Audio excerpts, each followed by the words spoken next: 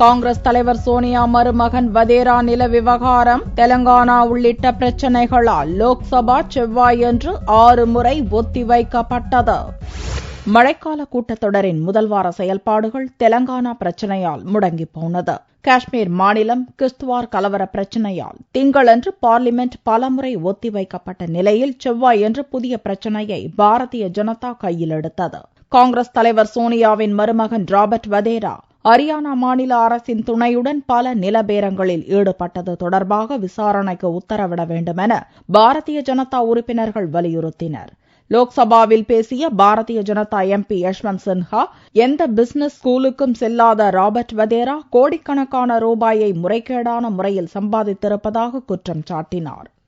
दुनिया के अनेक अच्छे बिजनेस स्कूल्स हैं जो नए बिजनेस मॉडल्स डेवलप करते हैं कि प्राइवेट सेक्टर में मुनाफा कैसे कमाया जाए, बिजनेस को कैसे आगे बढ़ाया जाए।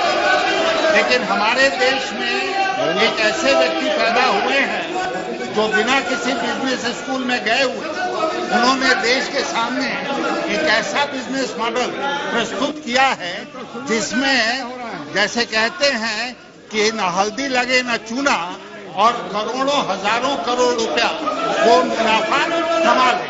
தொடர்ந்து பல்வேறு பிரச்சினைகளால் முதலில் பகல் 12 மணி வரையிலும் பிறகு 2 மணி வரையிலும் லோக்சபா ஒத்திவைக்கப்பட்டது. பிற்பகல் 2:30 மணிக்கு உணவு பாதுகாப்பு மசோதா விவாதத்துக்கு எடுத்துக் கொள்ளப்பட்ட போதும் அமளி தீரவில்லை.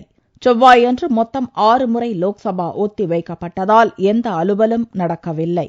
வதேரா நிலபேரம் பற்றி பார்லிமென்டில் விவாதிக்க முடியாது என்று காங்கிரஸ் தரப்பில் திட்டவட்டமாக அறிவித்துள்ள சூழலில் லோக்சபா முடக்கத்துக்கு தீர்வு காணும் வகையில் அனைத்துக் கட்சி கூட்டத்தை பார்லிமென்ட் விவகாரத்துறை அமைச்சர் கமல்நாத் கூட்டினார். வதேரா பிரச்சினையில் அனைத்துக் கட்சி கூட்டத்திலும் சுமூக தீர்வு எட்டப்படவில்லை.